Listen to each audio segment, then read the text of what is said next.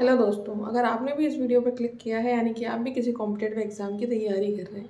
कई बार इतने सारे सिलेबस में चीज़ें याद रखना थोड़ा मुश्किल हो जाता है। तो आज हम बिल्कुल एक नया मेथड देखने वाले हैं, जिसमें आप एक इमेजिनरी दुनिया में जाकर उसको इंटरेस्टिंग बनाकर चीज़ों को मेमोराइज़ कर सकते हैं, क्योंकि हमें मेमोराइज़ यहाँ पर करने का काम हमारा ज़्यादा होता है। तो कैसे हम चीज़ों को इंटरेस्टिंग बनाकर याद रख सकते हैं, ये मेरा एक मेथड है। आप देख सकते हैं, मैं हड़प्पा सिविलाइजेशन को आपको एक स्टोरी बना के, इमेजिनरी स्टोरी हमारी खुद की बनाई हुई, तो हम चीज़ों को जितना रिलेट करेंगे, जितना इंटरेस्टिंग बनाएंगे, हम उतना उनको याद रख पाएंगे।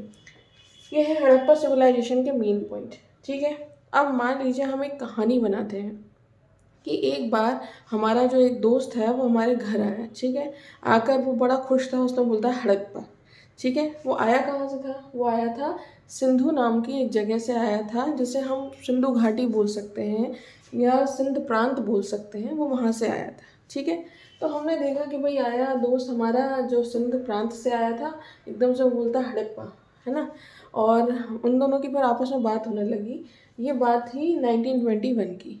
अचानक से उनकी बात होने लगी। वो बात करते हैं कि यार रवि, उनका कोई होगा दोस्त, उसने मुझे बताया है कि एक बार वो एक मंदिर गया था, जो कि राम जी का मंदिर था, और वो पाकिस्तान के जस्ट पास में था। ठीक है, पाकिस्तान से लगा हुआ वो मंदिर था। और वो जो था, रवि ने उनको बताया उसके बारे में कि भाई राम जी का मंदिर मैंने देखा। मैं रास्ते में जब जा रहा था तो मैंने देखा बड़े सुंदर सुंदर जो थे गेहूं के खेत थे। और साथ ही साथ मैंने देखा कि बादल जो है बिल्कुल एकदम रुई की तरह दिख रहे थे। ऐसा हर जगह धुआं ही धुआं नज़र आ रहा था पूरी तरीके से। तो जाते हुए वो क्या कर रहा है, एक इमेजनरी हम यहाँ पर स्टोरी क्रिएट कर रहे हैं।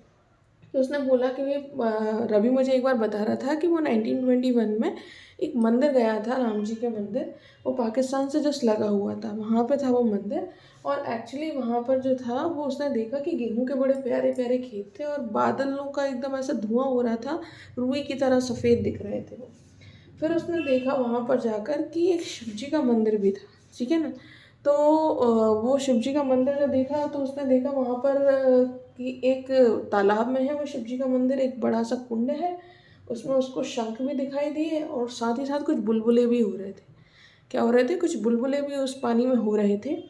तो लोगों ने बोला कि अगर आपको उन पर जल चढ़ाना है तो आप एक तांबे का लोटा लीजिए, कॉपर का तांबे का लोटा लीजिए। ठीक है, इसमें हमारी जो मेन चीज़ मिस हुई है वो पंच स्टैम्प्स हुए हैं। तो रवि ने ये भी बताया कि उस मंदिर में लगी हुई जो ईंटें थी, उसमें राम नाम का पूरे में एक तरीके से स्टैम्प लगा हुआ था। राम नाम का पूरी ईंटों में राम नाम का स्टैम्प लगा हुआ था। तो इस तरीके से आपने हर एक चीज़ को बड़ी ही इजीली कनेक्ट कर लिया, सिर्फ इतनी सी चीज़ से कि आप घूमने निकल गए। आप अपनी एक इमेजिनरी दुनिया में घूमने निकल गए और घूमने निकले। सबसे पहले दोस्त आया, उसने बोला खुशी के कारण हड़प्पा, ये और बताया कि भाई वो कहाँ से आया था। वो आया था सिंध प्रांत से।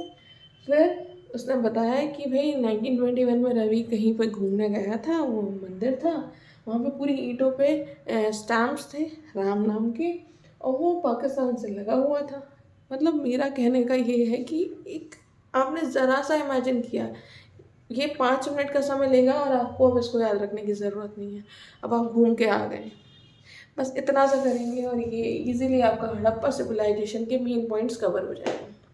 ठीक है, तो यहाँ पर राम जी से आप याद रख सकते हैं कि भाई जो दयाराम साहनी जी हैं, उन्होंने फाउंड किया था 1921 में, फाउंड किया था, रावी नदी के किनारे पर है, सिंधु घाटी सभ्यता है। यहाँ पर हम बोलेंगे कि पाकिस्तान में है।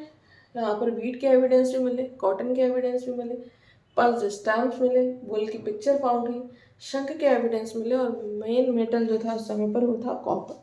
तो इस तरीके से हमने उस एक कहानी से सबको कनेक्ट कर लिया। अब एमसीक्यूज हमारे सामने आएंगे तो हम बेसिकली टिक लगा पाएंगे सही आंसर पे, और हमारे 99% करेक्ट होने के चांसेस हैं।